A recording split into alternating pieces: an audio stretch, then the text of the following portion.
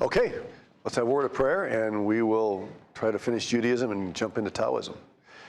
Lord, thank you for the challenge. Thank you that you direct so that we don't have to figure out what life's all about. We are your servants, and we do believe that your will, your direction for our lives is the best thing that could ever happen to us. Help us to live that way. And as we study the concluding thoughts about Judaism and enter into Taoism and Confucianism, help us once again to just go away grateful for the privilege of knowing the God of truth and walking with him. I pray in Jesus' name, amen. Okay, Kabbalah, that's a different form. You may never run into this form of Judaism. You may never meet anybody who believes this. It's a word that means received or handed down. Yeah. Oh, it would help if I turn on the screen. This time, the online students are seeing it and you guys aren't. I just can't get this together. There you go, Epson. Wait a minute. Okay, all right. Kabbalah means received or handed down, and it's a mystical component of Judaism. Have you ever noticed that even like in Christianity, there are mystical forms? I mean, there's a certain sense, and I want to say this carefully, which at least extreme forms of Pentecostalism can be very mystical. Even in Roman Catholicism, you see a lot of mysticism coming out in their history. Every religion has that, and probably part of the reason for that is because people are enamored by mystical things. They give you a sense of power, a sense of insight, and so this is the case with the Kabbalah branch of Judaism. It began the 1st century, so it's very old, but it became more formalized in the Middle Ages, sometimes called the Dark Ages. And notice that it emphasizes direct experience with the divine, and emphasis on the word experience. And again, look at Pentecostals, look at people who talk about, I had a word from God for you, a word of knowledge, I've had a dream, and this idea of experiencing something, a sense of substantial, tangible contact with the divine. A book that is characteristic of this movement is the Book of Radiance, Zohar. And again, I'm not going to pause on these because you're probably not going to meet anybody. Yes? Do people in Judaism, I know obviously they don't believe in the New Testament, but do they still have a concept of the sufficiency of Scripture? Or is that could be more? Anywhere you find mysticism, you find a deviation from the authority of Scripture. Like even in like Orthodox Judaism, is there any sort of that? In Orthodox Judaism, is there any... Sufficiency of Scripture. Oh yeah, the Orthodox Jews make a big deal of Torah. That to them is everything. So to them, you could never get anything more or take anything more. Correct. And again, there are 24 different versions of Orthodox Judaism, but the Torah is it. I mean, the New Testament's out. Yeah, that's. So there are commentaries on the Torah that are contained in this book. The universe, according to the Zohar, emerged from a divine unity that produced 10 active divine powers or emanations. What's that sound like? Have we heard that somewhere before? It almost sounds like the 10 avatars of Hinduism. One of the things that the author keeps coming back to, and we have to keep coming back to, is the reality that there is overlap. Okay, we just talked about non-Christian religions in Intro to Missions this morning.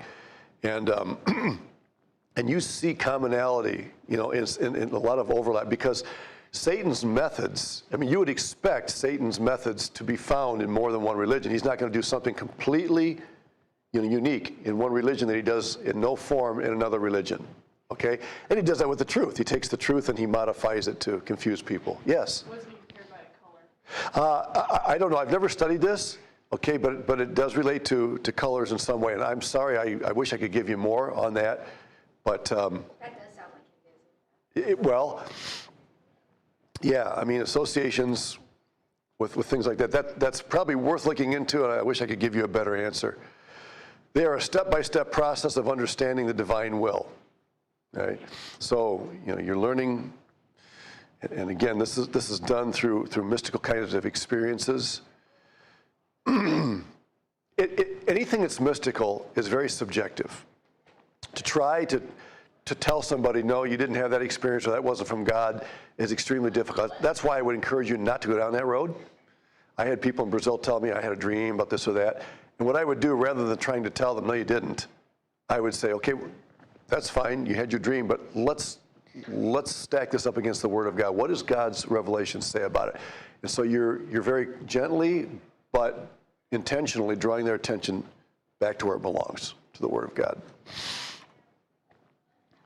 And for instance, the Pentateuch contains coded language, and you guys have all heard about movements that do this sort of thing, with numerology and things that every word or letter means something. And all right,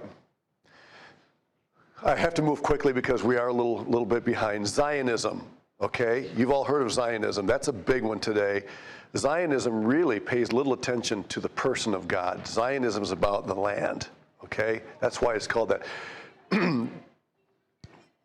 There's debate about the Jewish nation state and Jewish identity, okay? What does it mean to be Jewish? How closely connected is Jewish identity with the land of Israel? As you know, Jews make a huge deal of their land. So do we, okay? I wouldn't discount that. We also believe that the land that God gave to his people is very, very important. Why do we believe that? Why is the land in Israel important to us?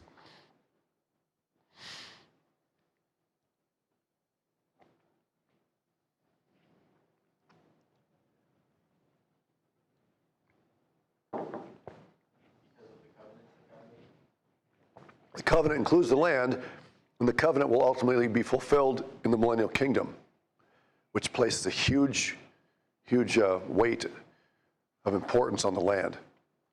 Right? Jerusalem will be the capital, so on. Okay? That's not the reason that Zionist places importance on it, not because he's looking at scriptural fulfillment of the millennial kingdom or anything like that. It's more because of nationalistic pride of the land. And they are right when they say God gave us that land and it's ours. Okay. Now Zion, if you guys study Zion, if you take the strictest use of the word Zion, what does it refer to in the scriptures? Geographically, what is the strictest understanding of the word Zion? Yeah, it's actually a part of Jerusalem. Is that right? Yeah. It was sometimes called the city of David, but we use that phrase city of David to refer to the entire city of Jerusalem, and sometimes Zion is even used to refer more generally to the country. But I'm just saying there is a strict application of that. That's the area that David conquered when he drove out the Jebusites at the beginning, okay? So Zionism, though, here refers to Jerusalem as a city. And it seeks to resettle Jews in their ancestral homeland. And again, we champion that, but for a different reason. They do it out of nationalistic pride. We do it because we understand that God is going to fulfill his promise to the Jews in that place. A leader in Zionism is Theodore Herzl, lived back during the time of the Civil War.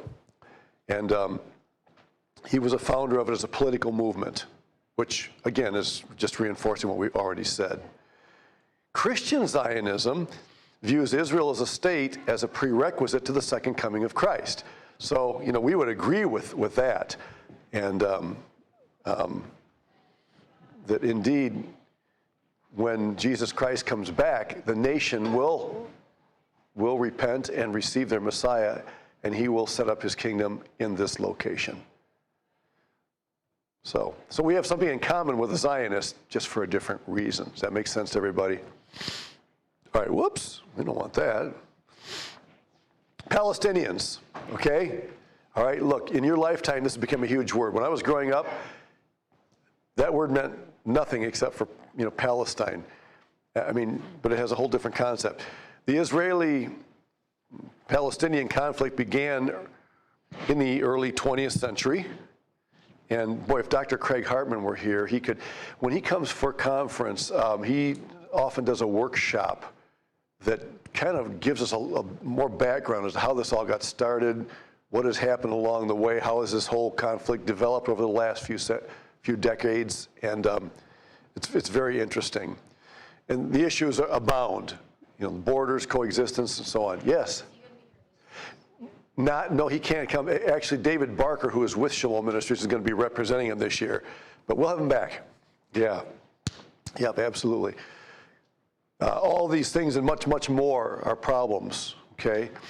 And I mean, there are so many political things going on in connection with this, and you can read on your own if you want to. The Six-Day War took place in 1967, and that brought about the annexing of the West Bank, East Jerusalem, and Sinai Peninsula, the Gaza Strip, and those are all hot spots. Probably what you hear about most today is the West Bank and the Gaza Strip. And I think we mentioned last class period that Jerusalem is divided up into 4 quarters, right? And one of them is the Muslim quarter, which Palestinians are normally identify with that quarter.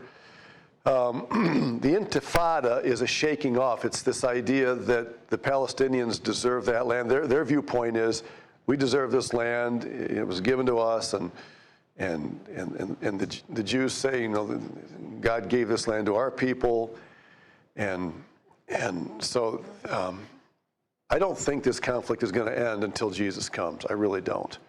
It's just very, very, very, very volatile. There was a shaking off, an intifada in 1987 to 1993. During that period of time, it was a nonviolent civil disobedience. But then the second one in 2000 to 2005 was sparked by Prime Minister Ariel Sharon's visit to the Temple Mount. I remember when Sharon was president, and you guys were probably, you were born right around that time, so you probably don't have much recollection of him. But it's extremely complex. I don't even know where we would start. The whole issue, a lot of the issue going on has to do with as ironic as this may sound, the Arab nations have closed their doors to these Palestinians. Many Palestinians attempted to find a homeland in the surrounding Arab countries in the Middle East, and they said no. And so they settled into Israel, and now the Arab countries around are coming to their aid, so to speak, to their defense, and accusing Israel of not wanting them to be a part of their land. So they want Israel, they want to try to force Israel politically to accept them and give them their own land within there, but they wouldn't have them in their countries. See the hypocrisy there that's going on? It's extremely volatile. So anyway, some of you have probably studied that more than others. It deserves a lot more attention. Finally, the Messianic Jews are those who understand Jesus as Messiah. And some people consider this a bridge between traditional Judaism and Christianity. There's a debate out there as to whether Christianity would be considered a sect of Judaism, a splinter group. Some would say that it is. Some would call it a deviation from Judaism, okay? That's a hard one to say because Judaism contained a lot of truth from the Old Testament dispensation. But then so many things were added to it to dilute God's truth that I have a hard time saying Christianity is a fulfillment of Judaism. It definitely has a relationship to Judaism because our scriptures and our Messiah, come from the Jewish people. But anyway, these are not, they're not converts out of Judaism, but they would say that it's a fulfillment of Judaism. Again, I have a hard time saying that Christianity is a fulfillment of Judaism because of all of the unbiblical elements that have, the trinkets that have become a part of Judaism that have nothing to do with God's revelation. Okay, oops. Did you get that down? Sorry. So would these be like any Jew become a Christian, or is this like? They would be believers, yeah. But there's a debate as to whether, they're true believers. I guess the question is, having become believers, have they fulfilled Judaism, or is it something that's quite different? And my take on it is that there's a lot of commonality with Judaism because of the relationship of the scriptures, the prophecies, the Messiah is Jewish himself. But I would fall short of calling it a fulfillment of Judaism because Judaism has just been so corrupted because of all the stuff that's been added over the years. Does that make sense? But I would still call them Christians, Like if every Jew is a Christian, also Messianic Jew, or is it like a Okay. Are all Christian Jews called Messianic? I don't know if all Christian Jews would call themselves Messianic Jews. The term here is being used in a reference to Jesus the Messiah. In other words, when you see the title Messianic Jews, you understand that tucked into that word Messianic is Jesus. It's not talking about just any, because any Orthodox Jew would be a Messianic Jew in the sense that he's awaiting the coming of the Messiah. But this phrase is used of those who understand Jesus as the Messiah. Some use the phrase completed Jews because they have the scriptures, they have the promises, they're his people, and yet they don't have the faith of Abraham. They haven't believed God's provision. And so they're still incomplete. And when they come to Christ, they become completed Jews. Okay, here first, then back there. So let me go back to the Palestinian thing. So my friend Maes is Palestinian, and so we're in the reference to Judaism, would they be considered Jews? Yeah, when a Jew comes to Christ, in other words, do they shed the name Jew? No. Again, remember that the word Jew can be a religious term or an ethnic term. And so, in one sense, yes, they would cease being Jews as members of Judaism as a religion, but they still maintain their Jewish ethnicity, so they would call themselves Jews. Dr. Craig Hartman suggested that we avoid calling them Jews and refer to them as Jewish. That's kind of his way of dealing with that, so that there's not a confusion as to whether you're using the word Jew religiously or politically. Where they exactly came from, so I don't know. Where the Jews came from? Well, the Palestinians, are they part of Israel originally? No, they're Arab. Yes, again, that's probably an overstatement, but by and large, they're Arabs who tried to find refuge they settled in Israel. Some of them tried to find refuge in Arab countries. Arab countries wouldn't let them in, at least in a general sense. I don't know if I can say that, completely, but so they settled in the area. A lot of this goes way back to the days when Israel did not have its own nation. During that, from AD 70 all the way to 1948, a lot of things were going on in the land of Israel. There were Jews living there, but it wasn't, and other peoples were coming in and finding a home there. And so when the Jews came back and they settled back in there, and in 1948 they were declared to be a country, those who were dwelling there who were not Jews had to make a decision, and so they tried to leave because they didn't want to be part of the nation of Israel, and they tried to find refuge in Arab nations, and they said no. So they're kind of people without a country, and they're struggling. What do we do? So we want our own land. So let's take part of Israel. Give us part of Israel. Let us establish our own Palestinian nation. Does that make sense? Yeah. It's a very complex history. It really is. Yeah. I think you misunderstood her question a little bit. If somebody who was in Judaism gets saved, completely rejects all of Judaism, and is just a Christian, we wouldn't call them a Messianic Jew. They'd just be a Christian, right? Or would you consider them a Messianic Jew because of their Jewish heritage? Yes. What she's asking. The second word, Jews, refers to their ethnicity. They're Messianic Jews. They're Jewish ethnically. They've left Judaism as a religion. They've embraced Christ. But that doesn't eliminate the word Jews. It just means that the word is being used ethnically and not religiously. Yeah, I'm telling you, this is complex. What makes it so complex is the similarities between Judaism and Christianity.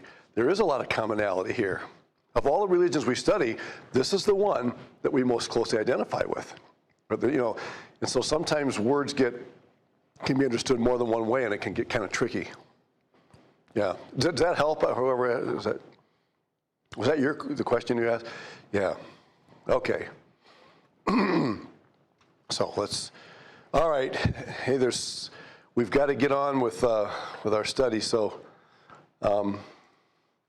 let's jump in to something completely new and different. You got to do a mental switch here completely. And just make sure that I'm still all right. And yeah, we're talking about Taoism and Confucianism. Okay. Now, which direction from Israel are you going to go? Geographically, you're heading east. Yep. Taoism and Confucianism. All right. I wish I could tell you guys that this one's going to be a lot easier. No, we're just getting more and more complicated, all right? There's nothing more complex than the ideas in Taoism and Confucianism. There's a reason why some people call this Confucianism, all right? And again, one of the big reasons is because of our concept of logic and theirs. We make a big deal. When you study something, when you have class notes, you want them to make sense. There's a progression, there's an understanding. You have arguments and conclusions. That's a big deal to us, and I think it should be. I mean, God gives us his truth rationally, right? But when you study Taoism, Confucianism, and we get back to Buddhism, that really doesn't matter. So, let's, what happened here? All right.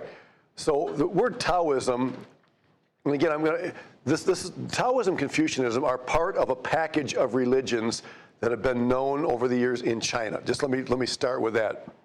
Why are we jumping right into Taoism and Confucianism? Because they're the two that have been the strongest manifestations of Chinese religion over the past several hundred of years.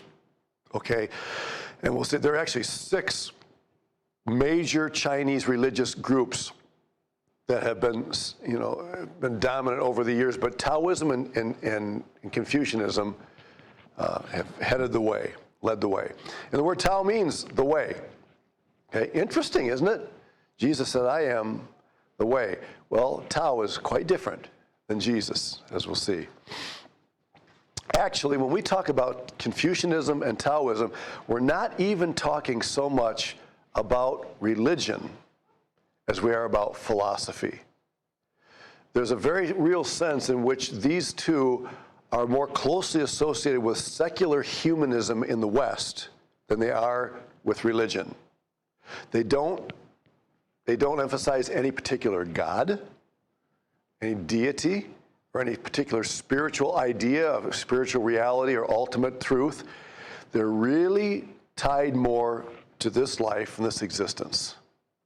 And so some people don't even study them as religions, but they do have religious characteristics nonetheless, and so we do.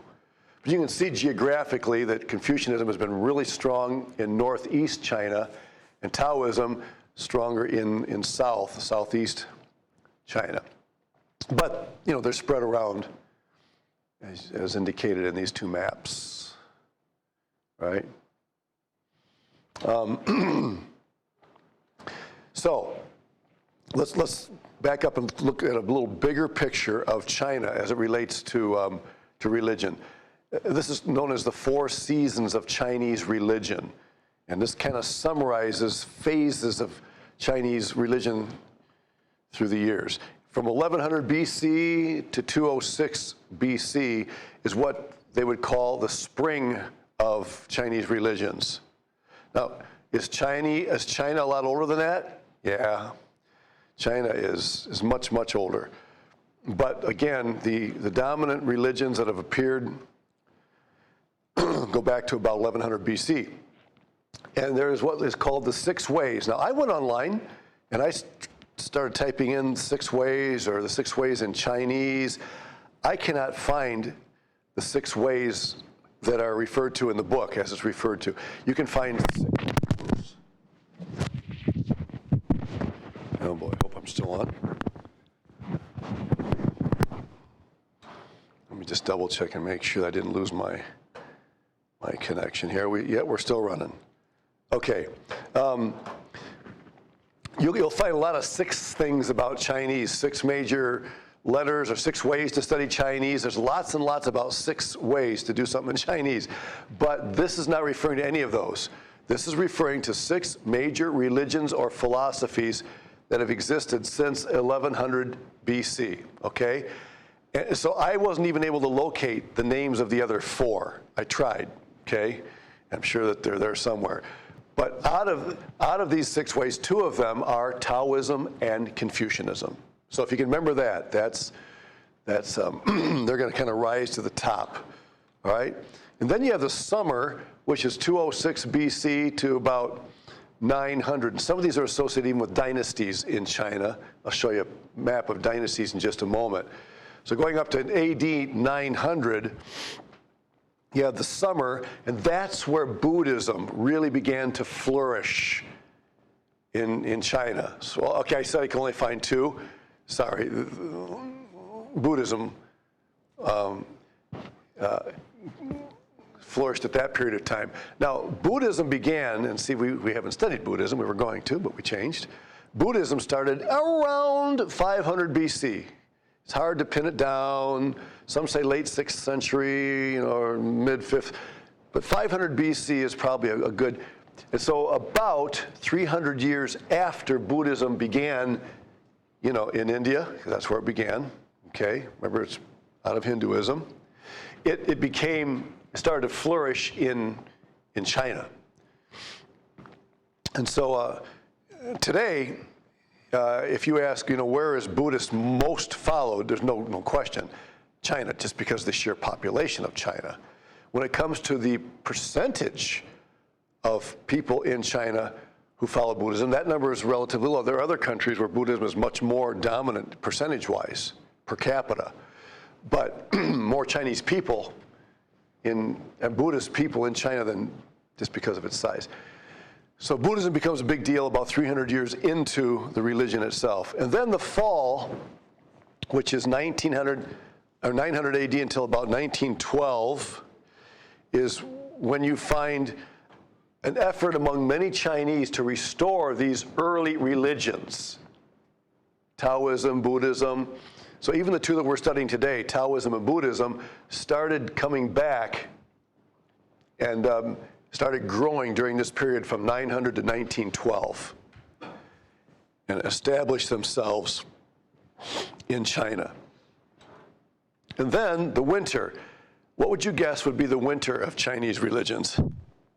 1912 to the present. Communism. The Communist Revolution.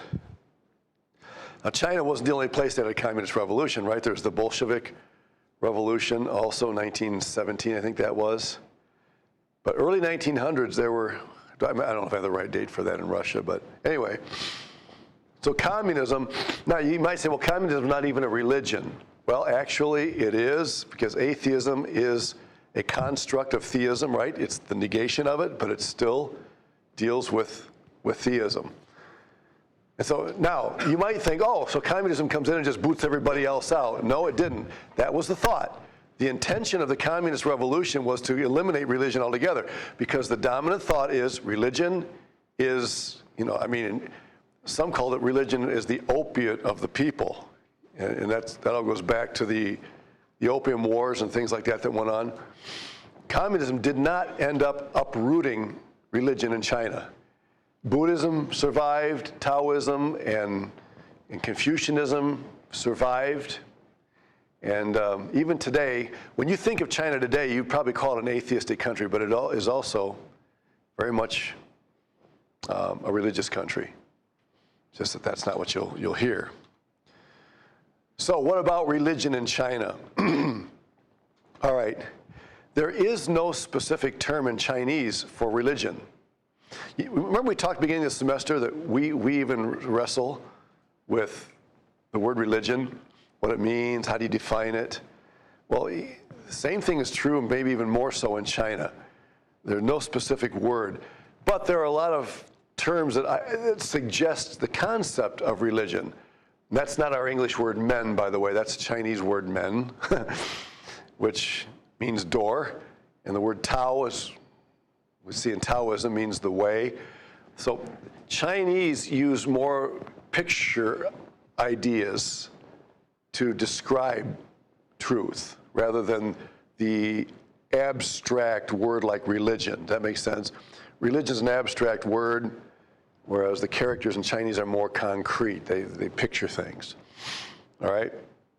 But there's not a specific word for religious titles like Buddhism, Taoism, Confucianism, etc., are more imposed by the West than original Chinese thought. This is something I think is important for us to remember. Remember we talked about Hinduism? We said that really it was, who was it that kind of imposed the idea that India is a Hindu nation? Yeah, the British. They saw themselves as a plethora of many, many religious ideas. But the West likes to categorize things. I mean, we're very objective. We're like, we're very logical. And we like our categories. We like everything neatly packaged. And so the same thing happened with China. Okay? We refer to somebody who's a Confucianist. They would not have given themselves that title because there were so many variations in the way they believed that they just didn't feel the necessity that a Westerner would to give it a title and categorize it. That's not the way that the East mind thinks. Okay? It's hard for us to imagine that. Everything we learn is learned in that way. Two myths that we have to eliminate about the Chinese. One is the myth of ethnic homogeneity. What would that be? What is ethnic homogeneity? Where they all look the same? Part of it would be their physical appearance. That would be the thought that they're all ethnically the same background. Yeah. The Chinese, just like, maybe not as much as Indians in India, come from a variety of backgrounds. Yeah, we make that mistake, Cody. Well, but guess what? There are people that do that to us as well. All Americans look like, whatever. But there's a lot of variety in the background of Chinese people. I mean, look, what are the two main languages in China? There are many, many languages, but the two that are probably the most spoken are? Well, what's one of them, the most spoken language in the world? Mandarin. And the other one is Cantonese, more from southeast China. And then there are many, many others as well. Lots of diversity in the background. And then there's the myth of linguistic homogeneity, which I guess I just referred to. One really is the result of the other. The reason for so much linguistic variation is because of ethnic variation. They go together. So when you look at a country like China, there's a tendency for us to think of one kind of person, one kind of language, and we just can't do that. All right, Chinese dynasties over the years. Why do we take time to point these out? Because a lot of those religious things that we talked about, the spring, summer, fall, winter, a lot of them are connected in some way. And this is a study that goes way beyond any of our ability to really do it justice, but I'm just showing you. Today, you would find that 92% of Chinese refer to themselves as Han people. In other words, they would consider themselves as descendants of or related to the Han ethnicity, Han dynasty. But and notice how long those dynasties lasted. You consider the age of our country, 248 now, 246. And yet look at the length of some of those dynasties. This one very short-lived, but so those are the major dynasties. Okay. The axial age in 800 to 200 BC. Let me just read you something from. Get back to.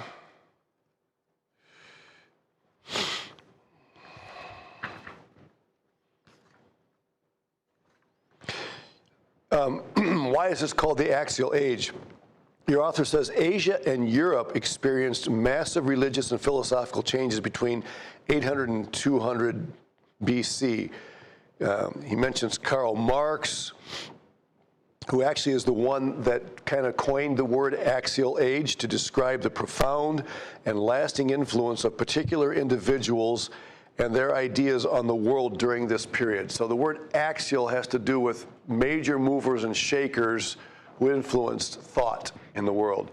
I just listened to a podcast this morning that talked about Hegel, philosopher Hegel. I don't know if you guys study him, and you know, he really pushed for the idea of progressivism in thinking. In other words, kind of despising the foundations of the past, and you know, the burning bridges thing and just moving on. It's not what happened in the past that serves as a guide. It's what's happening right now and what is coming in the future. Okay, so he would be considered like an axial thinker. Karl Marx, another one. And so these are all names of people who are axial thinkers, and you recognize some of the names. Notice that they included some of the major prophets in the Bible and others. Okay? So, all right, and then the European Enlightenment. Just somebody give me a really quick summary. What was the Enlightenment about? In essence, what did the European Enlightenment accomplish?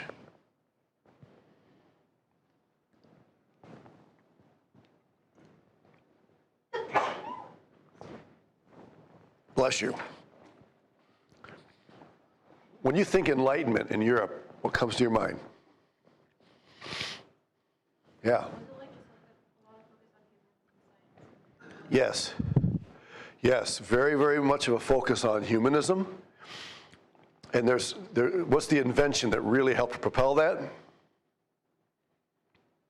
There's one major, there are a lot of inventions during this time, but one that really, really contributed to that. In the 1500s, a famous invention, the printing press, the Gutenberg printing press. So now knowledge can be copied and disseminated with greater ease.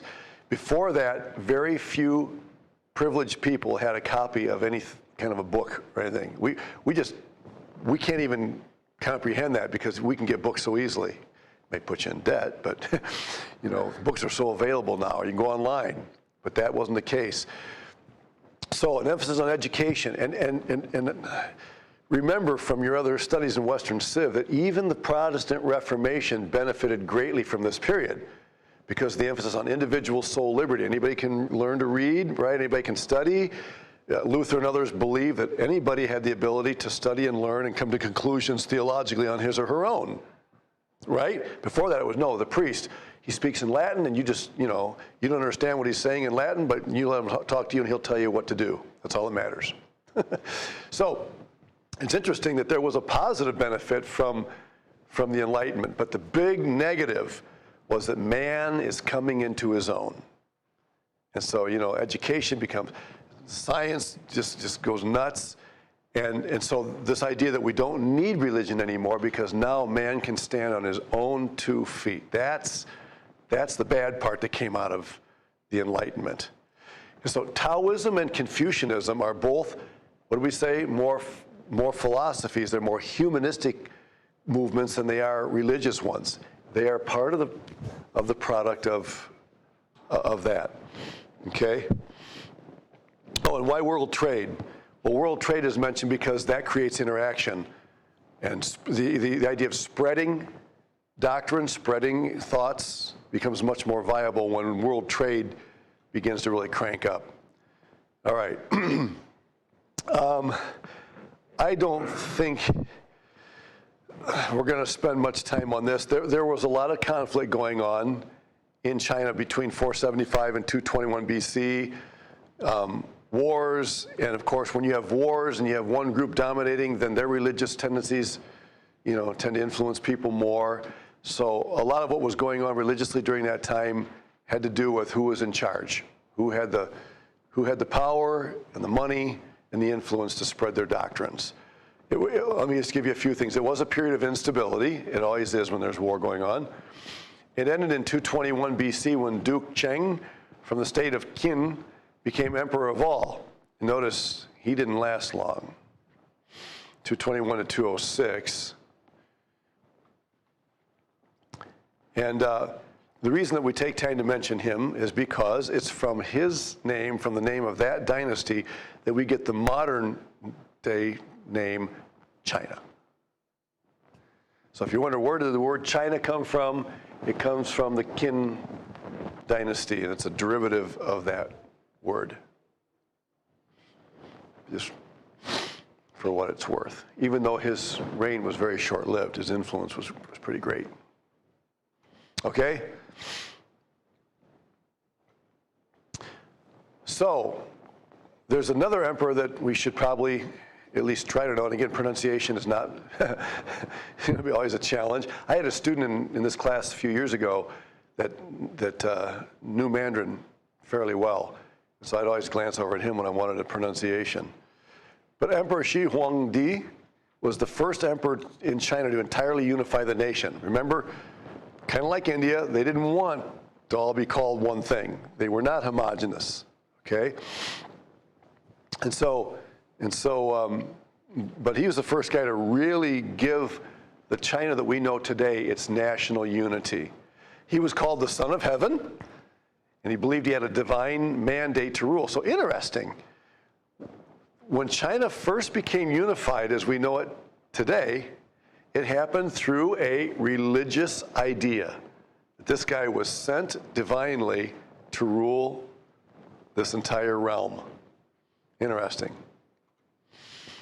And he's the guy who actually started building the Great Wall of China. Anybody been to China? I haven't. I'd love to go sometime.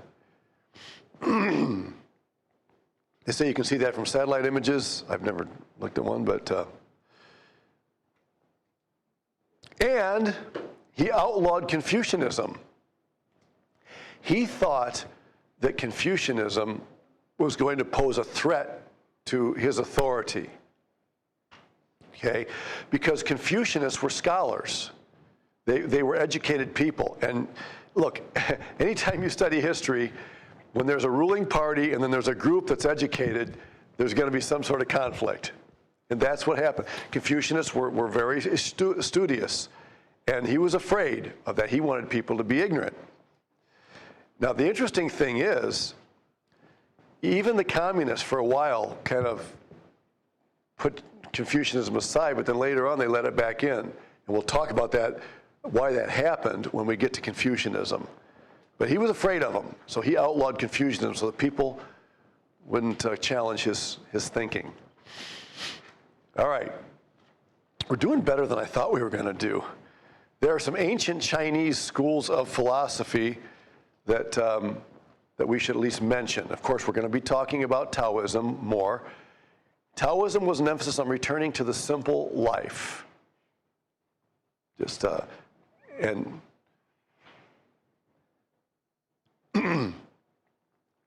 Confucianism was the more sophisticated of the two. Now, you guys are familiar with the yin-yang, right? Okay, the balance thing, the opposites. Confucianism and Taoism are thought by many to represent those two sides. And one of the characteristics that's in contrast is Confucianism being the more scholarly, sophisticated, Taoism being the more simple. Confucianists connected with politics more, which is one of the reasons they got booted out, right? Whereas the Taoists didn't involve themselves in politics. And there's a lot more we'll say about that, but that's part of the issue. Confucianism represented a return to formal politeness. Apparently there were problems with people respecting elders, which is a huge deal in the ancient world. And so they emphasized, along with their education, how to conduct yourself formally in public, especially in a political arena. Then there's this guy named Mozi that we're not going to be studying, and he believed in the recovery of a universal love. I wonder if what he was trying to recover had ever really existed in the first place, but that's... And then the yin-yang cosmologists. Cosmology is just a fancy word for like a world view, the way you understand the arrangement of things. The yin-yang people believe that there was a natural rhythm or natural rhythms going on in the universe. And again, that's all part of the Taoism that we'll study later on. And then 5, there were the legalists who believed in a rigid code of laws that everybody should obey. They believed that the best way to conduct business in society is through the enforcement of code of laws. That sounds very Western, actually. Okay, but that was their view. So again, you can just see, I mean, if you think that China is homogenous, everybody's the same, no, just look at all the differences, the major religious groups that came up in China.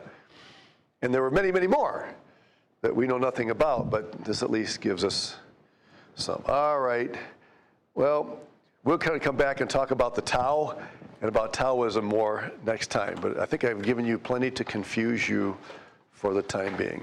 Next time we meet, a week from this coming Tuesday. All right? So have a great weekend. Enjoy the conference.